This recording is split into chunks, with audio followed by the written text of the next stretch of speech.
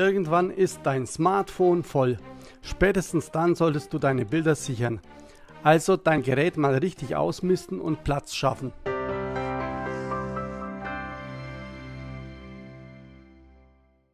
Aber auch bei einem Neukauf oder falls das Gerät kaputt geht, kann es gut sein, gesichert zu haben.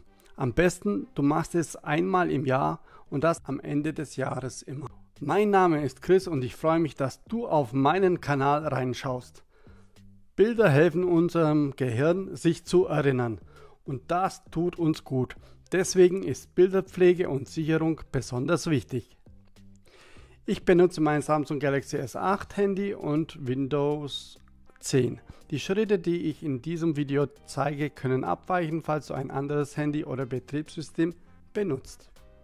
Aber jetzt genug gequatscht, los geht's. Vor ein paar Jahren habe ich gezeigt, aber ich zeige es dir gerne auch nochmal schnell, wie du einen Bilderordner erstellen kannst auf deiner SD-Karte. Das Video blende ich übrigens oben rechts ein, aber irgendwann ist auch diese voll.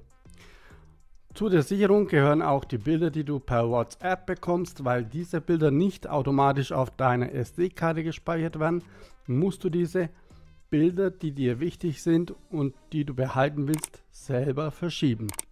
Als erstes sehe ich mal den Speicherplatz an. Dazu gehe ich auf Einstellungen, Gerätewartung und dann Speicher. Unter SD-Karte kann ich den Speicher von dieser einsehen, wie viel und ob noch genügend Speicherplatz frei ist. Du gehst auf Galerie, die App hat sich ein bisschen verändert, der Reiter Bilder, Alben, Stories, Freigaben sind nach unten gewandert. Du kannst ein Gruppenalbum mit deinen einzelnen Alben erstellen, indem du länger auf ein Album draufklickst und dieses auf ein anderes schiebst. Hier kannst du dann einen Namen der Gruppe geben und Erstellen drücken. Du kannst die Gruppe natürlich auch wieder aufheben. Du kannst auch das Cover ändern. Hier auch länger auf das Album drücken, dass der Haken oben links im Album erscheint. Und dann ganz oben rechts auf die 3 Punkte und dann auf Coverbild ändern drücken. Hier kannst du ein Bild dann auswählen und sogar noch einen besonderen Ausschnitt wählen, indem du das Fenster verschiebst, verkleinerst oder vergrößerst. Du kannst aber die Alben auch verschieben und so anordnen, wie du magst. Indem du auch wieder draufklickst auf das Album, drauf bleibst und quasi hoch oder runter schiebst. Aber jetzt zum eigentlichen Thema zurück. Wenn du auf Galerie klickst, landest du jetzt gleich in deiner Albenabteilung. Und nun suchst du hier den Ordner WhatsApp Images aus. Nun tippst du länger auf ein Bild, damit aktivierst du die Auswahl. Jetzt kannst du die Bilder auswählen, die du alle in einem Ordner haben willst. Dann oben rechts auf die 3 senkrechten Punkte klicken, in Album verschieben. Oben links kannst du auf dem leeren Album mit dem Plus ein neues Album erstellen oder du suchst das Album aus, in das du die Bilder verschieben willst. Klickst drauf und schon werden die Bilder verschoben. Beim Verschieben bleiben die Bilder nicht mehr in dem WhatsApp-Ordner. Darum kann es sein, dass du sie dann in deinem WhatsApp-Chat-Verlauf nicht mehr siehst. Und so wählst du einzelne Ordner aus, die du dann in einen Ordner auf deiner SD-Karte packst.